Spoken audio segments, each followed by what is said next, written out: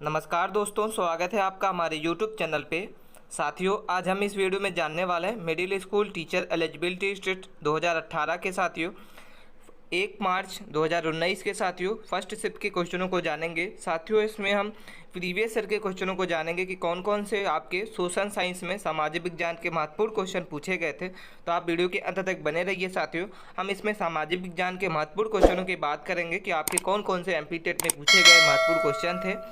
साथियों, अगर आप चैनल पे पहली बार हैं तो चैनल को सब्सक्राइब कर लें, और इसको आपकी पीडीएफ चाहिए तो हमारे टेलीग्राम चैनल को ज्वाइन करके आप इस पीडीएफ को डाउनलोड कर सकते हैं, जिसकी लिंक आपको डिस्क्रिप्शन में मिल जाएगी। तो हम साथियों स्टार्ट करते हैं बिना टाइम वेस्ट किए अपने फर्स्ट सवाल की ओर। साथियों, हमारा पहला सवाल लिखा हुआ है सोशल साइंस का कि एक परियोजना पूर्ण रूप से एक उद्देश्यपूर्ण गतिविधि होती है जो एक सामाजिक वातावरण में आगे बढ़ती है।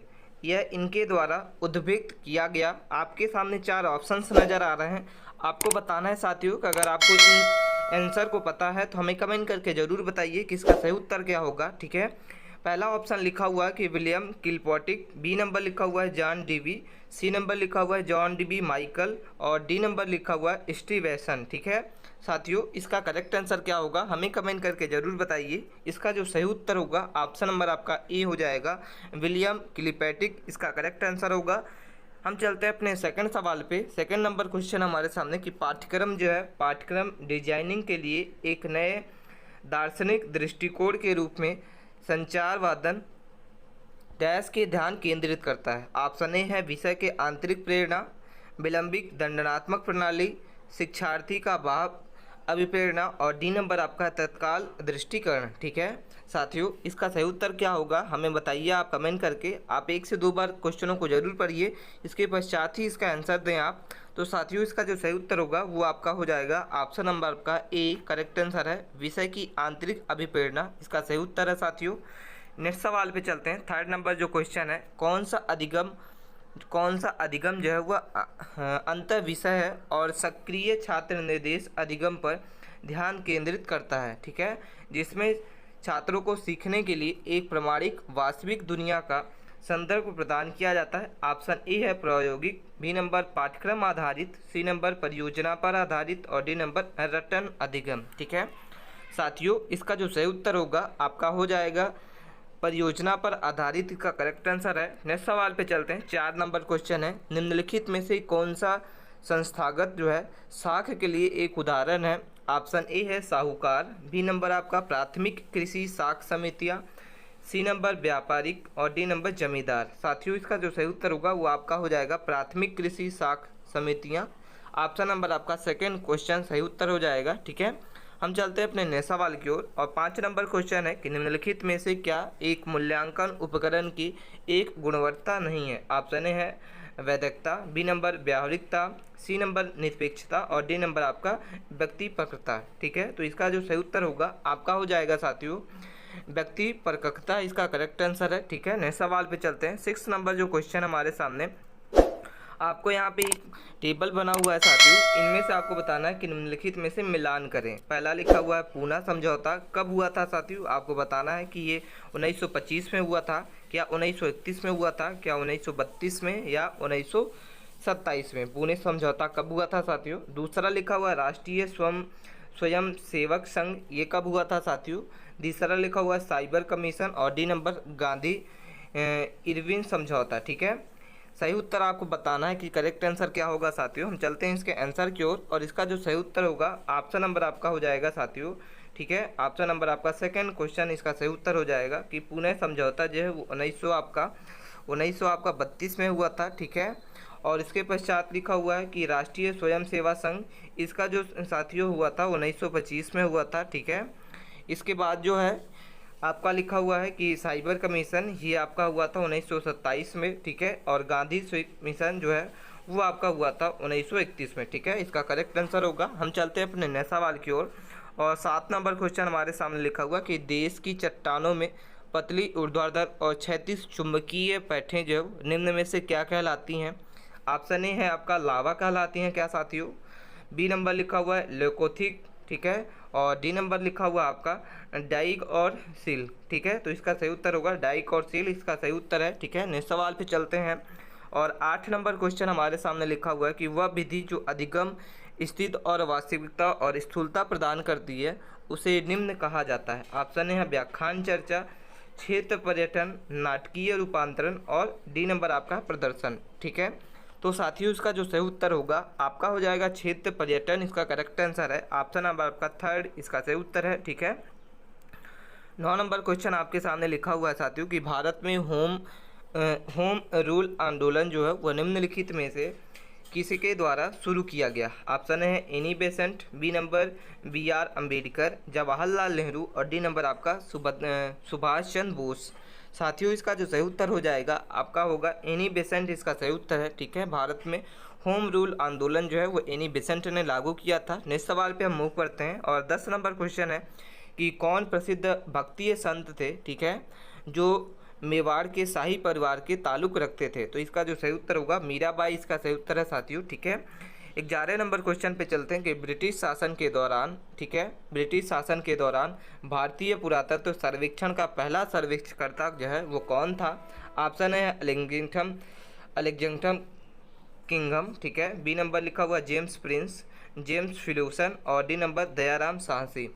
तो इसका जो सही उत्तर होगा आपका हो जाएगा साथियों ऑप्शन नंबर आपका ए अलेक्जेंडर कलिंघम, इसका सही उत्तर है। ऑप्शन नंबर आपका ए करेक्ट आंसर होगा साथियों। ठीक है, 12 नंबर क्वेश्चन पे चलते हैं कि 1923 में स्वराज पार्टी की स्थापना जो वह किसने की थी। आपको बताना है कि 1923 में साथियों वह स्वराज पार्टी की स्थापना किसने किया था।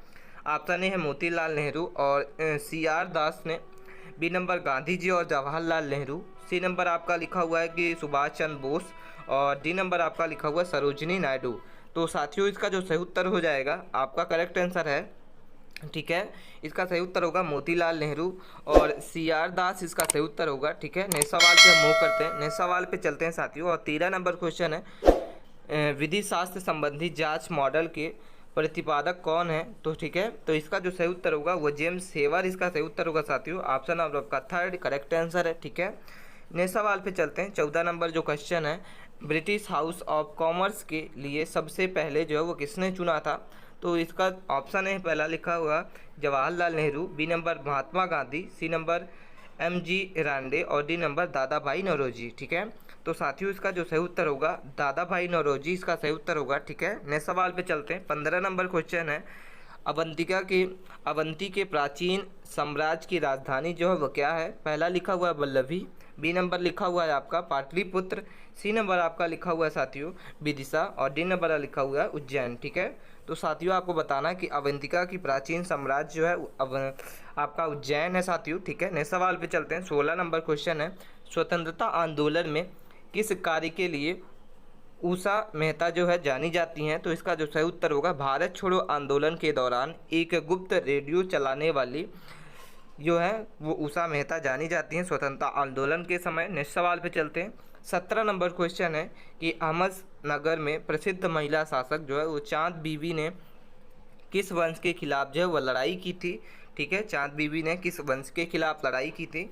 आपको बताना है कि इसका सही उत्तर क्या होगा। ऑप्शन ए है मुगल, बी नंबर है बीजापुर के दाइल शाह आदिल शाही और डी नंबर आपका लिखा हुआ अफगान और डी नंबर हैदराबाद के निजाम शाही। ठीक है, तो इसका जो सही उत्तर होगा आपका हो जाएगा साथियों मुगल वंश के खिलाफ जो है साथियों चांद बीबी ने लड़ाई की थी। ठीक है, नेक्स्ट सवाल पे हम चलते हैं और 18 नंबर क्वेश्चन है रुपया सिक्का सबसे पहले किस शासन ने जारी किया था। तो शेर शाह इसका सही उत्तर होगा साथियों। ठीक है, शेर शाह ने चलवाया था।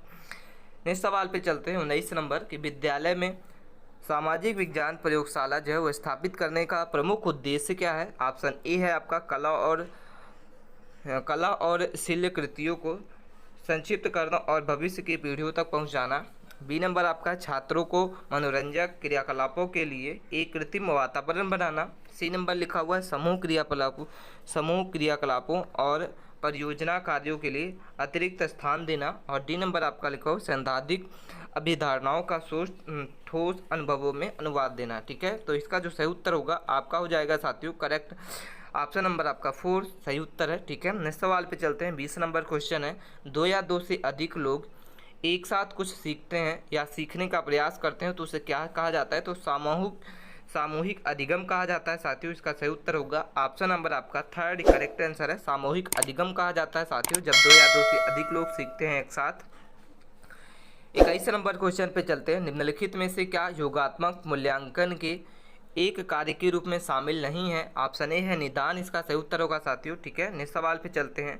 22 नंबर क्वेश्चन हमारे सामने लिखा हुआ है कि निम्नलिखित में से क्या परियोजना विधि का एक मूल्य सिद्धांत नहीं है? तो साथियों इसका ये ऑप्शन लिखा हुआ है वैधता, गतिविधि, उपयोगिता और डी नंबर आपका उद्देश्य। ठीक है, सही उत्तर होगा वैधता, इसका सही उत्तर है साथियों। ठीक है, 23 नंबर क्वेश्चन पे चलते हैं। निम्नलिखित में से क्या सीखी हुई वस्तु के एक शिक्षार्थी को सीखने की कठिनाई का सही पता लगाने और उपचारात्मक उपयोग को सुझाव देने की प्रक्रिया को क्या कहा जाता है? तो इसका जो सही उत्तर होगा नैदानिक परीक्षण, इसका सही उत्तर होगा साथियों। ठीक है, नेक्स्ट सवाल पे हम चलते हैं। नेक्स्ट सवाल पे मूव करते हैं और 24 नंबर क्वेश्चन है हमारे सामने। पूछताछ विधि में कौन सा चरण जो है वह शामिल नहीं है? तो वर्गीकरण और सर्वसम्मति, इसका सही उत्तर होगा ऑप्शन नंबर आपका हो जाएगा साथियों 4 क्लासिफिकेशन और कंज्यूम, इसका करेक्ट आंसर होगा। ठीक है, 25 नंबर क्वेश्चन पे चलते हैं कि निम्नलिखित में से क्या विश्वसनीयता को सुनिश्चित करने के तकनीक नहीं है? ऑप्शन ए है सम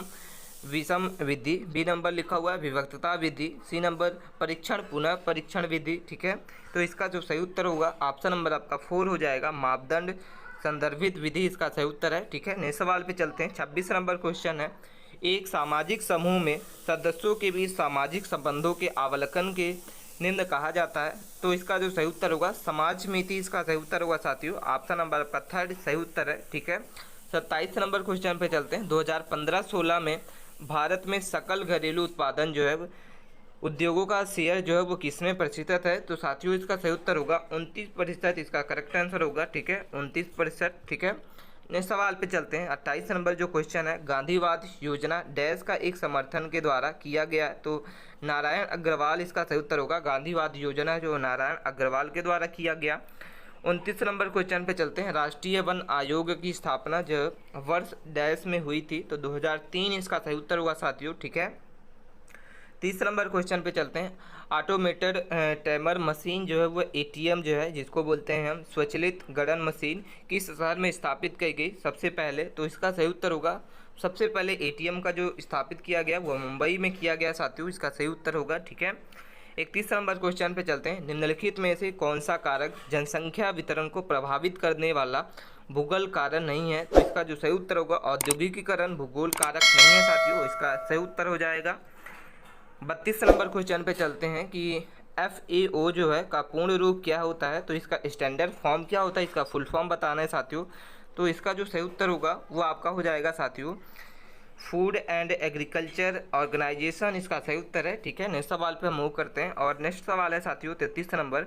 डैश जो है राजनीतिक एक विचार पर आधारित है कि धर्म सामाजिक समुदाय का प्रमुख उदाहरण है? तो इसका सही उत्तर होगा सांप्रदायिक, इसका करेक्ट आंसर होगा। ठीक है, नेक्स्ट सवाल पे चलते हैं। 34 नंबर क्वेश्चन है कि किसने कहा कि जहां एक विधायिका की प्रकृति का संबंध है जो प्रतिबंध केवल प्रक्रिया के संदर्भ में है लेकिन वास्तविकता की विधायिकता या संसद की संप्रभुता पर कोई प्रतिबंध नहीं है, उसे कोई सीमाएं नहीं है? तो इसका जो सही उत्तर होगा इसने किसने कहा था? तो NV गॉडलिक, इसका सही उत्तर होगा साथियों। ठीक है, 35 नंबर क्वेश्चन पे चलते हैं कि सेवाओं और उपलब्धियों के लिए व्यक्तियों को नागरिक और शौर्य पुरस्कार जो है वो कौन प्रदान करता है? तो राष्ट्रपति, इसका सही उत्तर होगा साथियों।